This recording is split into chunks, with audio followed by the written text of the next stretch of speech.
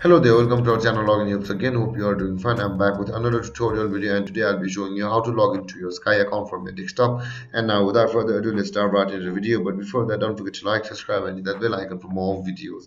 Okay, on your computer, first open up your preferred browser, as I have already opened the Google Chrome, and on your search bar type in sky.com like this, or you can just simply search for Sky login in Google itself. And you can see the mysky.com over here. Click on the mysky, and basically we will be landing on the same page of the Sky. We are on the home page of Sky, and now to sign into your Sky account, you can see the sign in option available here. Click on the sign in.